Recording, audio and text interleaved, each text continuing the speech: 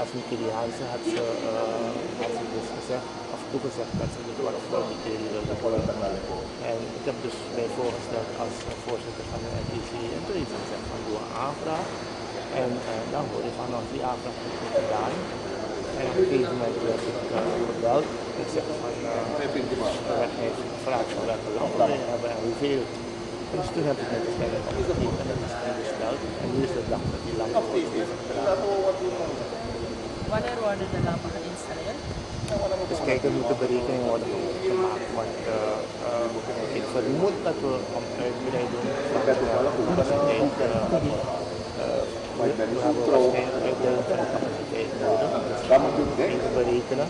Dat moeten de technici doen. Of dus, je praat over 12.000 watt extra. En dat kan je zomaar eventjes erbij zetten. Dat moet goed berekend worden. Zit het verder met de NTC zelf, de tennis, laten we zeggen, de tennisfamilie? Is het groter geworden? Is er een vermeerdering in de tennisfamilie? Ja, ik vind een gestadige groei. Dagelijks zijn er aanvragen. U weet, we hebben ook een zwembad. We hebben dus jeugdprogramma's ook. Tennis, jeugdzwemmen, scholen zwemmen. En dat goed de NTC eruit uit. Ik had geen idee dat het zo'n gigantisch mooi en in het Caribisch gebied, zoals ik net begrepen heb, eerste overdekte tennisclub met een geweldig zwembad. En het ziet er zo netjes en onderhouden staat het erbij. Mijn complimenten daarvoor. Het is waar, wij hebben 1 gesprek gevoerd en sport zit in ons donatie- en sponsoringsbeleid. Ik heb al reeds eerder, toen we vanochtend dan de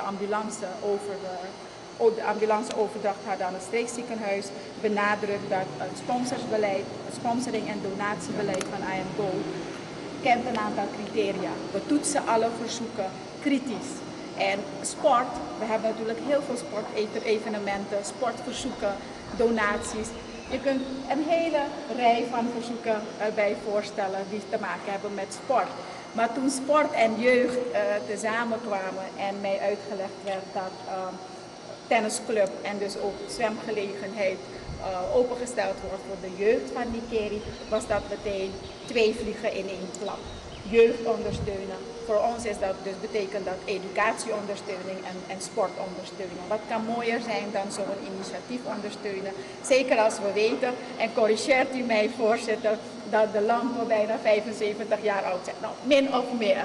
En ik heb begrepen dat er verschillende soorten verlichting door elkaar wordt gebruikt.